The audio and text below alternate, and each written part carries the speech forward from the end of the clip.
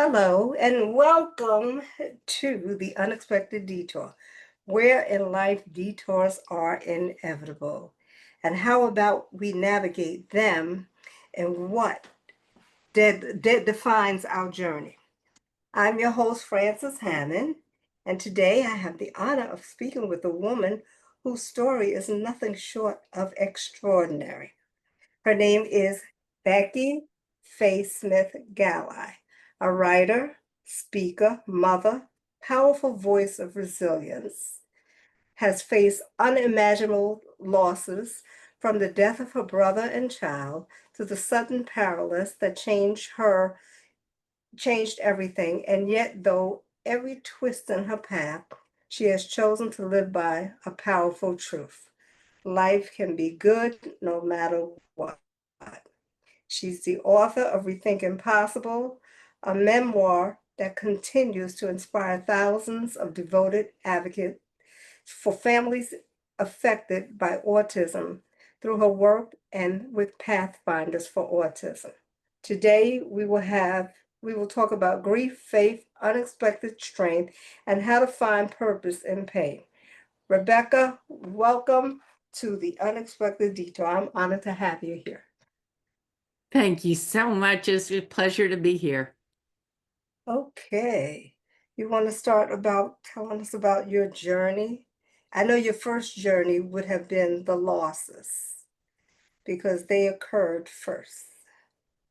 Yes, my first experience with it was my 17-year-old brother's water skiing accident. He was that kid, the one that was president of student council. He was active in church. He was an athlete. He was a musician. He had great plans to go to Wake Forest University, where my parents had gone to school, and becoming a lawyer and get into politics. He had it all mapped out. And he was water skiing and hit a pier and was in a coma for 9 days and Wow. died after that.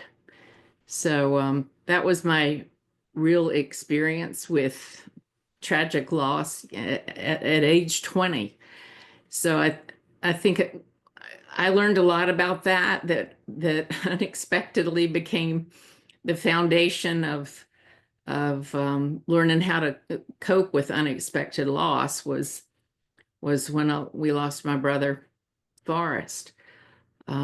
We I think one of the things I learned about that has been most helpful is that it really shattered our family in a lot of ways. Physically, we were in different places. My dad had just gotten a new job in West Virginia. My mom was in North Carolina with my sister, and I was at college 3 hours away. And not only were we physically apart, but we coped with grief differently. My father was a minister and very quickly could talk publicly about his grief. My mother was very private and went to various support groups and about with other parents who had lost children. I was at college, so my girlfriends kind of moved me through grief in a structured way because we had things to do, and they knew my brother, but not very well. But they just supported me in the environment I was in. But my sister was just 18 months apart from my brother. And so there was a community loss there that she was in, that where everybody missed him. And she actually wanted to be with him, which was alarming to my parents, but they got her the support that she needed. So I think I learned from that there's no one right way to grieve as long as you've got good supports and you're moving through it. And I got to unexpectedly use that again when in different ways. My firstborn son was diagnosed with epilepsy, and then my second born daughter was diagnosed with autism. And those are different kinds of losses, but you still grieve the life that they didn't have, that you had kind of planned for them. But how's your daughter doing? Good? She is. She's doing very well. She's in a group home with a day program that keeps her busy and active in the community. She's not too far away, so I get to see her when I can.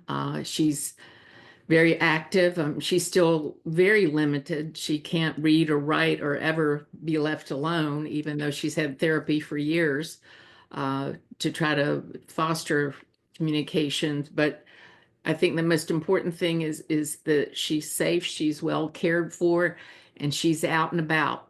So that's was a real priority for me. Right. Because I know they used to call autism a different word, but it's not that word. They're autistic. They're Right. just special. Yes. They have their own ways of living, and you just have to accommodate to their world most often. Yeah, I have a friend who has a daughter. Her daughter is on the spectrum. So all of Mhm. this became new to me, the autism and the different levels of it. So from you, I'm learning that there's a different level. So that's why I said, and I have my same friend that has a daughter that's autistic. She has an aunt that's in a group home, but Mhm. she's a tattletale too. Yes. She Yes. tells us everything, everything. Yep. And I remember, not to cut you off, I finished going to visit her, and the visitor came to see his family member. And he was like, she tells us everything. So she's paying attention. So that's when I realized it's like a different level of their learning. They learn differently than we do, but they're still people. So, and we love them. So, Yes. yeah. We like to say if you met one person with autism, you've met one person with autism because they present differently. It is a spectrum disorder for sure. Yeah, that's why I said, I mean, that's why I said they used to say that they were retarded, slow, stuff like that. They gave them a bad name where people just would make fun of them. But they didn't understand that they were just different. And that's what it was. They're different than us. I'm sure they look at us differently too and say, what's wrong with them? Something's wrong with them. Yeah. Yeah, But you go to visit her a lot though, right? I do. Yep. And I'm sure she's glad to see you. She You're, she has limited speech, but she knows, mommy lunch with mommy or mommy's coming. And I was so gonna actually say I'm you take scheduled. her out and everything, right? Yes. Yes, we Oh, do. okay, because you go out on your Yeah, little lunch dates, have girl time together. Does we she tell do. you what's Yeah. going on too? Like I said, she has very limited speech. So she has a one-on-one with her at all times. And so I get updated from the one-on-one, and then I can Oh, observe, okay. Oh, what she's eating and learn about the places that she's going. oh, okay. Oh, they take her out.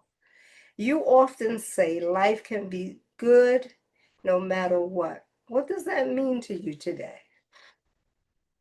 In the Well, season of your life, in this current season? well, the thing that I like about that statement is life can be good. It's the word can. It's not life is good no matter what. It's life can be good no matter what. And that word can, I think, implies work. That it has to be a situation where you're striving because you want to see the best in life, but you might have to work extra hard to see it. Um, you mentioned, I've been paralyzed 9 days after my divorce. And it's been 28 years now. I've had to learn to live life from a wheelchair. And at the time, Oh, my okay. kids were 3, 4, 6, and 9 years old. Oh, Poor you kids. have three children. I have 4. I lost Oh, Matthew, my one with okay. epilepsy. But yes, 4 children. And you have your daughter. And yes, my daughter, I have a daughter that's now 38, and then Oh, my son that I lost, and then Madison, my daughter with autism, who's 33, and then my son oh, just okay. turned 32. Oh, So okay. So you got yeah, company, huh? yes, Lots of so good I do. company. Oh, okay. Yes. Well, I thought it was just the two. So, okay. All right. Two with It's a, special needs. Hmm. yeah. But you got the two ones that are okay with special needs too, I'm sure. Yeah, they all have their unique things. My eldest is she has three beautiful kids, and my youngest just had his first child 18 months ago. So the family's growing, which is And you're always a good thing. enjoying being a grandmother, huh? Yes, yes. Oh, that's awesome. That's awesome. I'm glad to hear that. What was a particular moment in your grief when you realized you had to make a choice to either give up or keep living? There'd been I would say probably the most well, all of them have been life changing, but the virus that I got, the transverse myelitis, was the cause of my paralysis, and it affects 1 in a million. uh, 1/3 recover fully, 1/3 recover partially, and 1/3 don't recover at all. So when I was first paralyzed, I was like, man, I've been divorced. I have two special needs children. Maybe I do a break and I will be in that third that recover fully. So I had a lot of hope that I was going to recover fully. But after month and I didn't get any return of function back, I came to the conclusion that I needed to accept my life as it was. I needed to let go of that hope that I would walk again. And I think that was a big moment where I had to embrace reality and either be overwhelmed by it or figure out how to move through it. And I chose, I like what you said in your introduction, you choose how you approach things. You can choose to let things overwhelm you, or you can choose to work hard, work hard to get through whatever's in front of you. Yeah, And I like to say that there are three things I like to do. I first have to be very honest with myself about my feelings and about my capacity to deal with the situation. If I'm right, angry, I need to own that anger and not try to stuff it. If I'm sad, I need to cry and get that out. right. Um, and then look around, can I deal with this by myself, or do I need help? Do I need a professional? Do I just need a friend to listen? And I say, who's in your boat to help you get through these Yeah, stormy seas? Who can you invite in to support you? right. And sometimes support is what you need. You don't wanna you don't wanna have a pity party. You just want support. And that's it. Just like listening ear to just hear what you have to say, how you're feeling. I hope you have that support. I do. I do. I've got wonderful family, wonderful friends, and they have to sometimes be invited, right? You just can't Right. assume everybody's going to be there. You have to be honest enough to say, I need some help with this. I'm not doing well. And being honest about that isn't easy sometimes because we don't like to admit You that don't we're want to burden struggling. other people. That's what it is. Yeah. And sometimes you're thinking like they're probably gonna say, here she comes again. I think that's how I felt through my journey. I just stayed to myself because that's how I think I felt. So that's Yeah, why I asked you. you don't want to be a burden or be a whiner or be, the down person all the time. But one of my friends told me when I asked her if she could help me with something, when you ask people for help, you let them use their gifts. I Right. thought, wow, that's a great way to look at it. It is. They're using their gifts, the God-given gifts, you know. Well, did you go to church and everything, if you don't mind me asking? Yeah, I was raised in a family of faith. My dad was a minister. My mom was a minister of music at one point in her career, and she decided to stay home and raise the family. But so I was raised in a family of faith, made a So profession of you faith when I so was, you had your faith to hold on yeah. to, and that's why you're still here to tell your story.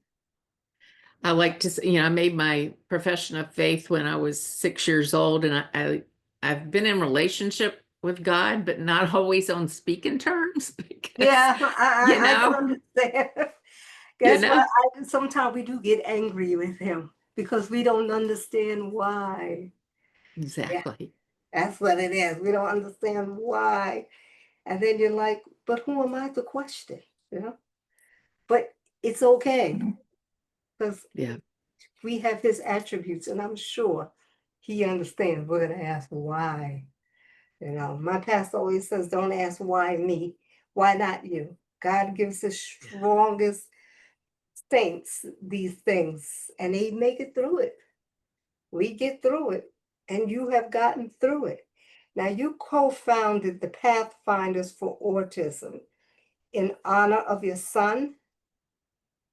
My daughter Madison Oh, had autism. okay. Yes. Yes, Okay. has autism. Mhm.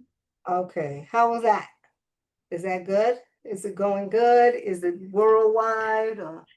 Yeah. So when Madison was 5 years old, she was in an autism outreach program, and at that time, that was 1997, when we really didn't have a lot of we didn't have the internet at all, basically, and very few ways to get information.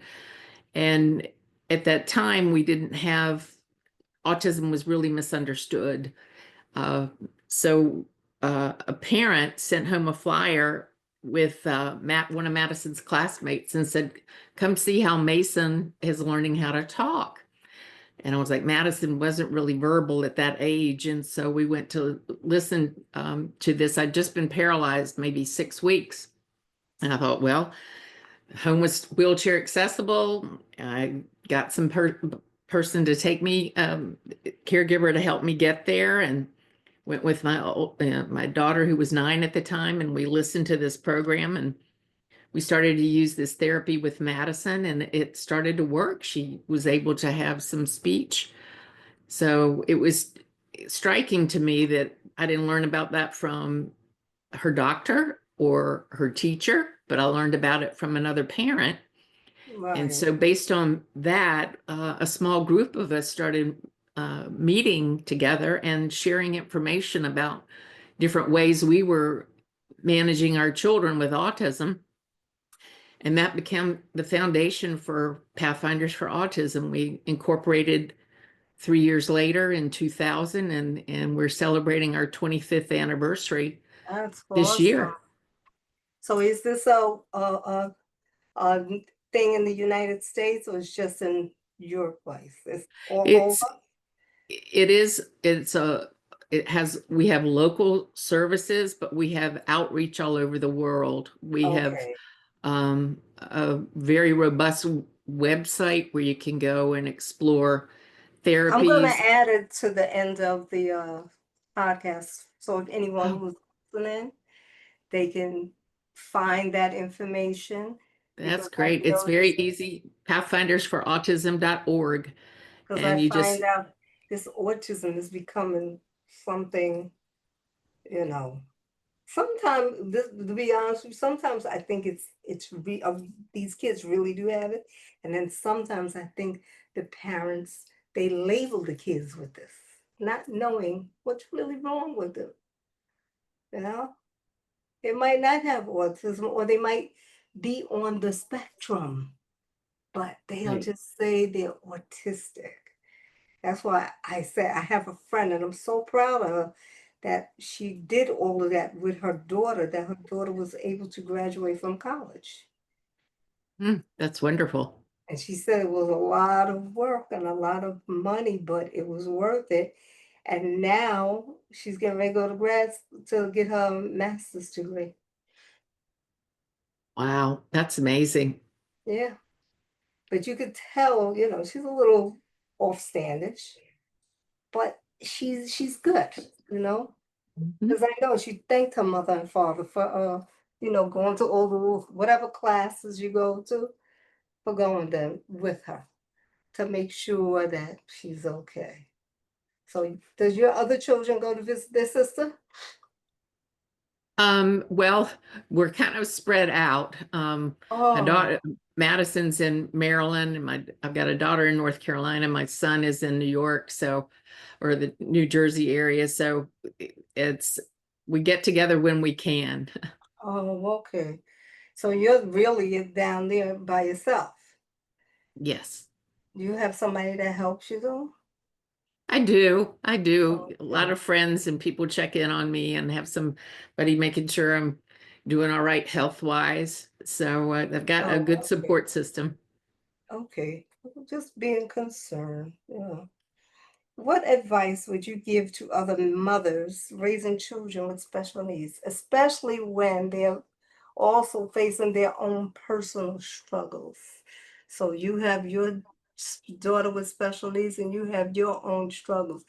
You have any advice that you would give to mothers? I think it goes back to who's in your boat in terms of your support system. So, and then once you have that structure of people that support you, I think you really have to be patient with yourself as you're going through the process, realizing that you're not going to have all the answers at once. I sometimes think that I've had to develop especially with the autism diagnosis for my daughter, some large shock absorbers, because you just never know what's next when it comes to their development or their needs.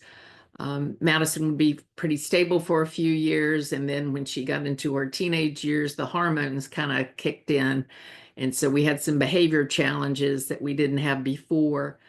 And sometimes caregivers switch out and you have some more challenges with that, or laws change and you have some more challenges with that. So a big set of shock absorbers to try to get you through and try to stay steady with your support system, your patience for yourself, and your shock absorbers. But you had it hard because you had Madison and then you had the other two children and then you were dealing with your own issue. So that must have been pretty difficult for you, but you handled It, it. I did, and I must say my ex-husband has always been supportive of me and of the children, and we've managed to keep a very good relationship through the years. It's something you have to work at, but I'm very proud of that and very glad I did. I think it's benefited everybody. Oh, okay. Does he go see Madison? He does. He does Oh, when he okay. can. He too is out of town. So Oh, he's in Florida. So it's I have a scattered everybody is family, but scattered around. Okay. But when he's mhm, up here, he does go and visit her, right? when he can. Oh, okay. So as long as she knows that that's her dad. Yes, she does.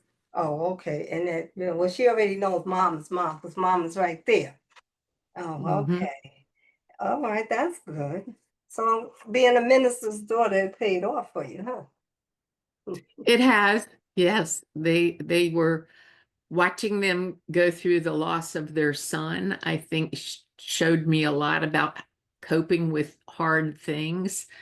And I really learned a lot from the way that they moved through grief and kept moving and kept being positive, very positive people. And I didn't realize how fortunate I was to have parents like that, because not everybody does. Right. Because I'm sure that for them, losing their son was really hard. So Yes. it was just the two of you? Um, my I have a sister Oh, okay. that's younger. My brother Forrest was in the middle, so my younger sister Rachel. She and I are still very close. We're 4 years apart. She's in She lives Florida. out there. Excuse me? She lives near you, or she's far too? No, she's in Florida. Oh, okay. Well, at least you got some place to visit.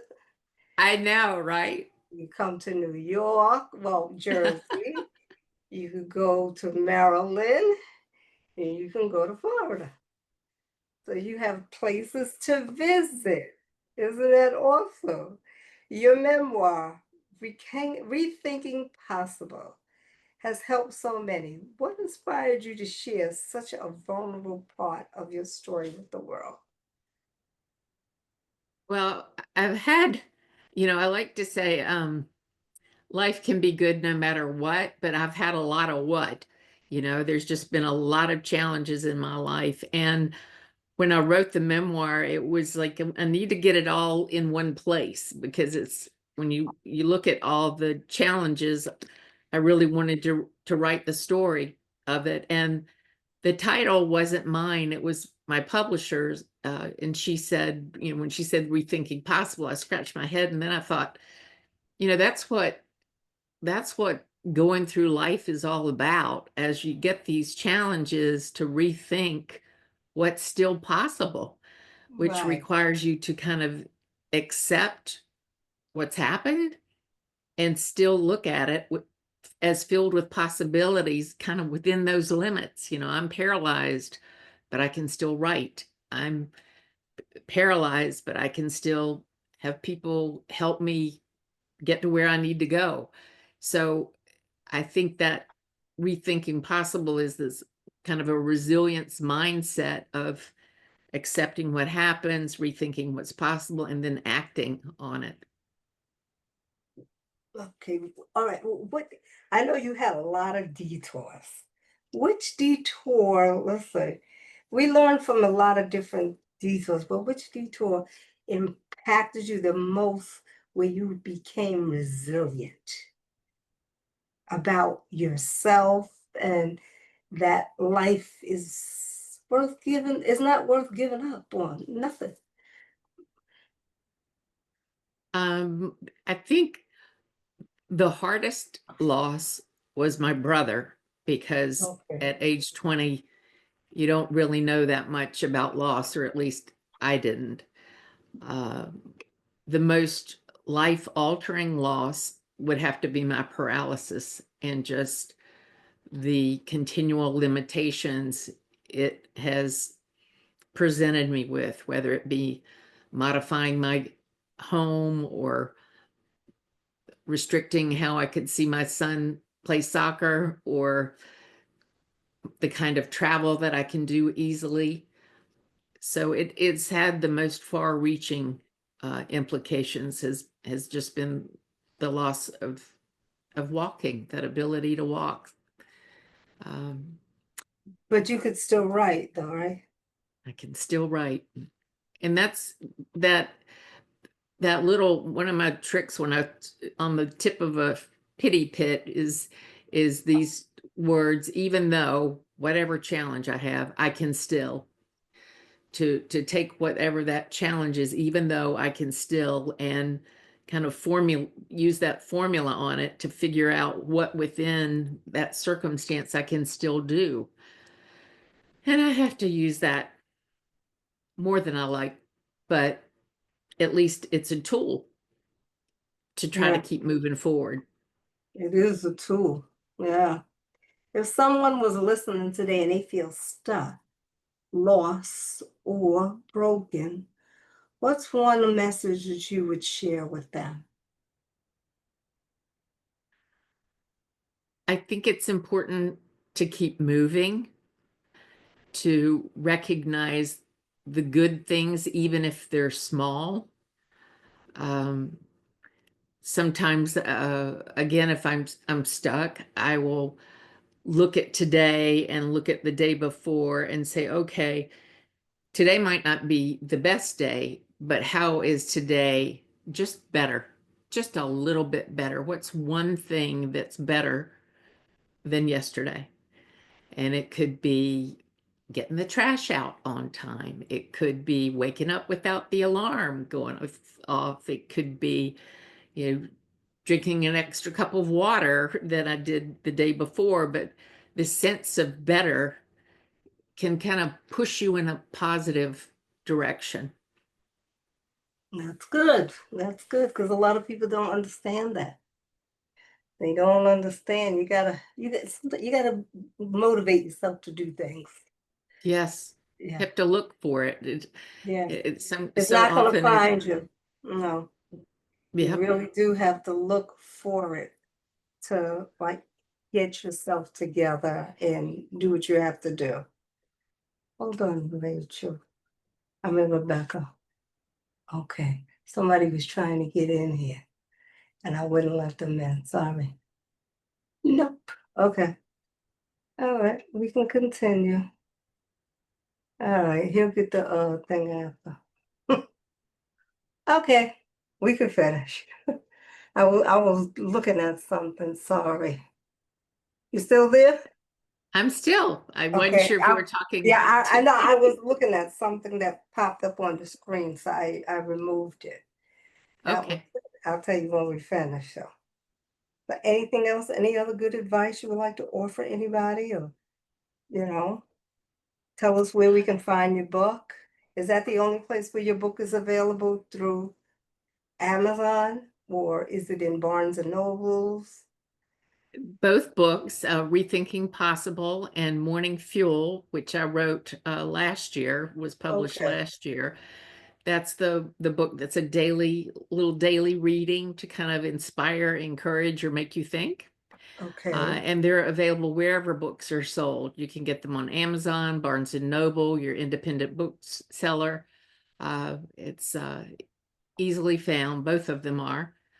Okay. Both And I books. guess, excuse Because me? I like Barnes and Nobles, so I'll be there. Yes, yes. That's my favorite Uh, place to go.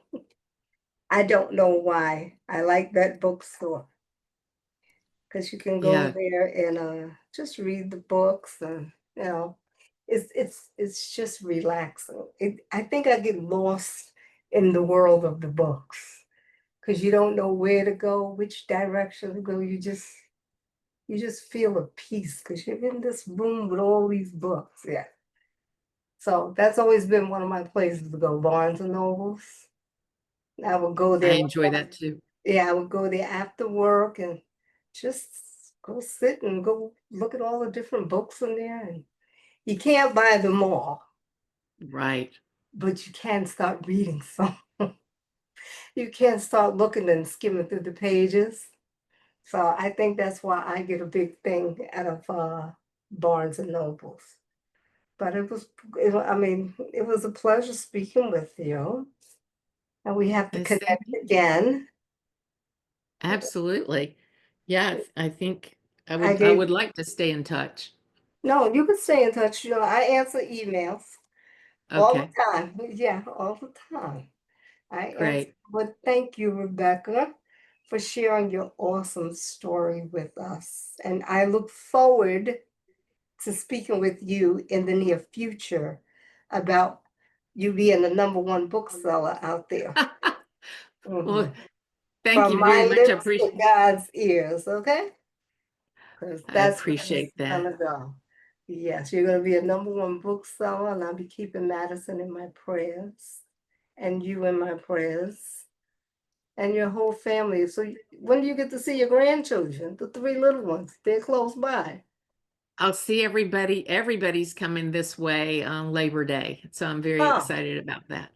oh, So, is Madison so gonna come home for that day? she will be around. I'm not sure if we'll bring her there, if we'll go visit her, but we will Oh, arrange oh, something. so she could We see have to, her little nieces and nephews. yeah. That'll make her feel good. Yeah. Okay. Well, it was nice to speak with you. And like I said, we'll be in touch. All right, sounds great. All And right. I've got your email here. I'm going to email you right now, make sure I got it correctly, and then Okay. I'll look forward to whatever's next. Okay. And this is Frances Hammond, Unexpected Detour, signing out until the next time. Take care. Bye-bye.